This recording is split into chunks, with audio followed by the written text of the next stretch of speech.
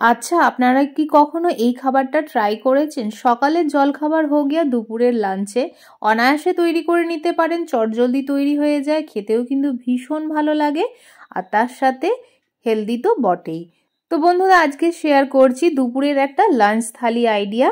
আশা করছি আপনাদের বেশ ভালো লাগবে, আর ভালো লাগলে অবশ্যই লাইক শেয়ার চ্যানেলটাকে সাবস্ক্রাইব করে নেওয়ার জন্য অনুরোধ রইল। আজকে দুপুরের লাঞ্চ থালিতে আছে খিচুড়ি, বাট খিচুড়িটা আমি এখানে চাল দিয়ে খিচুড়িটা রেডি করব না, করব ডালিয়া দিয়ে, যেটা খেতে কিন্তু অসম্ভব ভালো হয়। যে কোনো অকেশনে বা পুজো পার্বণে আপনারা অনায়াসে তৈরি করতে পারেন, বা সকালের জলখাবার বা দুপুরের লাঞ্চেও অনায়াসে রেডি করা যায়। তো আজকের এই ডালিয়া দিয়ে খিচুড়ির রেসিপিটা আশা করছি সকলে ভালো লাগবে। তার সাথে এখানে গোল চাকা চাকা করে বেগুন এখানে কেটে নিয়েছি, যেটা ভেজে নেব। বাট বেগুন ভাজা আজকে একটু অন্যভাবে করবে, একটু টুইস্ট আছে, খেতে কিন্তু ভীষণ ভালো লাগবে। আর এখানে বাঁধাকপি কেটে নিয়েছি, তার সাথে একটু মটরশুঁটিও ছাড়িয়ে নিচ্ছি, আলুটা আগে থেকে কেটে নেওয়া আছে। এবার খিচুড়ির জন্য কিছু সবজি নিয়ে নিচ্ছি, যা যা শীতের সবজিগুলো থাকে আমার কাছে যা যা ছিল সেগুলোই অল্প অল্প করে আমি এখানে নিয়ে নিয়েছি।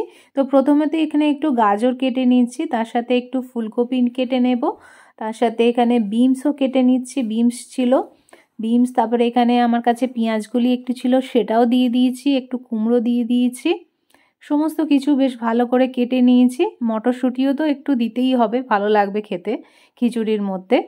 আজকে আমি খিচুড়িটা ডালিয়া দিয়া করছি।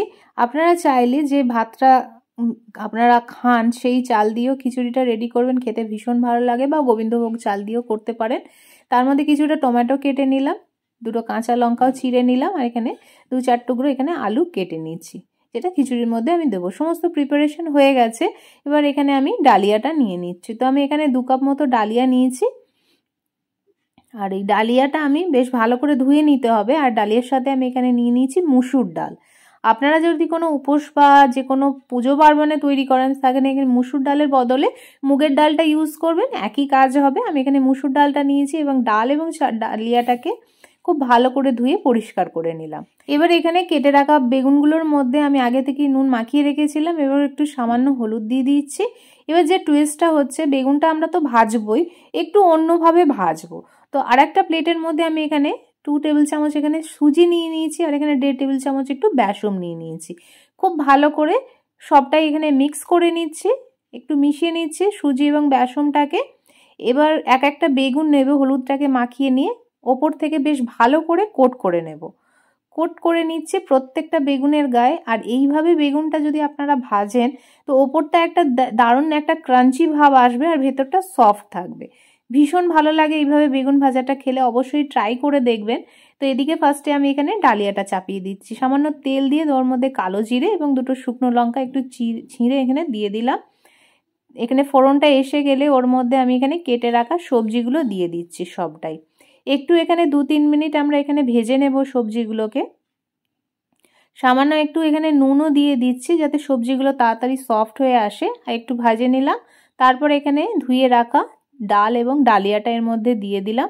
বেশ ভালো করে আরও 1 মিনিট মতো এখানে রান্না করে নিলাম। দিয়ে এখানে পরিমাণ মতো জল দিয়ে দিয়েছি। আমি এখানে আন্দাজেই জলটা দিয়েছি, পরে যদি প্রয়োজন হয় সেখানে একটু গরম জল দিয়ে কনসিস্টেন্সিটা অ্যাডজাস্ট করে নেওয়া যেতে পারে। পরিমাণ মতো নুন দিয়ে দিলাম, আর ফ্লেমটাকে এখানে হাইয়ে রেখে একটু ফুট আসা অবধি অপেক্ষা করলাম। ফুটটা এসে গেলে অন্য বার্নারে আমি এটাকে ট্রান্সফার করে একটু লো টু মিডিয়াম ফ্লেমে এটাকে রান্না করে নেব, যতক্ষণ না সব কিছু সিদ্ধ হয়ে আসছে। এবার অন্য একটা পাত্রে পরিমাণ মতো তেল নিয়ে এখানে যে বেগুনগুলো সুজি এবং বেসমে কোট করে রেখেছিলাম সেগুলো তেলের মধ্যে ছেড়ে দিলাম। আর এই বেগুনগুলোকেও আমরা বেশ ভালো করে ভেজে নেব। দুদিকটাই আমি এখানে অ্যাডজাস্ট করছি, একবার একটু নাড়াচাড়া করে নিতে হবে খিচুড়িটা, নালে নিচে ধরে যাওয়ার সম্ভাবনা থাকে। আর বেগুনগুলোকে এখানে একটু ক্রিস্পি করে ভেজে নিচ্ছি, যেহেতু সুজির একটা কোটিং আছে উপরে, দারুণ একটা ক্রাঞ্চি ভাব থাকবে। তো অবশ্যই এইভাবে বেগুন ভাজাটাকে ট্রাই করে দেখবেন। এরকম খিচুড়ির সাথে কিন্তু এরকম মুচমুচে বেগুন ভাজা, ভেতরটা যতটা সফট থাকে আর ওপরের বাইরের কোটিংটা দারুণ একটা ক্রাঞ্চ থাকে, ভীষণ ভালো লাগে। আর এইভাবে দেখুন এদিকে খিচুড়িটা আমার রেডি হয়ে গেছে, ফ্লেমটাকে অফ করে ঢাকা দিয়ে দিলাম। এখন বেগুন ভাজাগুলো আমার রেডি। এবার শেষে যে চটপটা বাঁধাকপির তরকারিটা রেডি করব, অল্প তেল দিয়ে দিলাম, এখানে একটু 5 ফোড়ন দিয়ে দিচ্ছি, 2টো শুকনো লঙ্কা দিয়ে দিলাম। তারপরে আমি এখানে কেটে রাখা আলুগুলো দিয়ে দিচ্ছি। আলুগুলো আগে থেকে কেটে রেখেছিলাম। আলুগুলো এখানে একটু লালচে করে ভেজে নিয়েছি। ভেজে নেওয়ার পরে এখানে কেটে রাখা বাঁধাকপিটা দিয়ে দিলাম। খুব ভালো করে এখানে হাই ফ্লেমে 5 মিনিটের বাঁধাকপিটাকে ভেজে নেওয়ার পরে এর মধ্যে পরিমাণ মতো নুন দিয়ে দিচ্ছি। নুন দেওয়ার পরে এখানে সামান্য একটু হলুদ গুঁড়ো দিয়ে বেশ ভালো করে একটু নাড়াচাড়া করে নিতে হবে। তারপরে কেটে রাখা টমেটো দিচ্ছি, দিয়ে টমেটোর সাথেও একটু নাড়াচাড়া করে নিচ্ছি আরও 1 মিনিটের মতো। কাঁচা লঙ্কা দিয়ে দিলাম, মটরশুঁটি সমস্ত কিছু দিয়ে এবার এটাকে রান্না করে নিচ্ছি। এবার লাস্টে এর মধ্যে দিয়ে দিচ্ছি আদা বাটা, তার মধ্যে একটু জিরে গুঁড়ো, লঙ্কার গুঁড়ো দিয়ে এবার এটাকে বেশ ভালো করে কষাতে রান্না করতে হবে যতক্ষণ না বাঁধাকপিটা পুরোপুরি সিদ্ধ হয়ে যাচ্ছে আর একটু শুকনো শুকনো হয়ে যাচ্ছে। আর এইভাবে জল ছাড়া এইভাবে বাঁধাকপির তরকারিটা রান্না করে দেখবেন, খেতে কিন্তু ভীষণ টেস্টি হবে। আর এই রেসিপিটা আপনারা অনায়াসে গরম গরম রুটির সাথে সার্ভ করতে পারেন, ভীষণ ভালো লাগে। তো এখানে বাঁধাকপিটাও আমার রেডি হয়ে গেছে। তো চলুন এবার লাঞ্চের থালাটা আমরা সাজিয়ে নিই। সার্ভ করে দিচ্ছি গরম গরম ডালিয়া খিচুড়ি।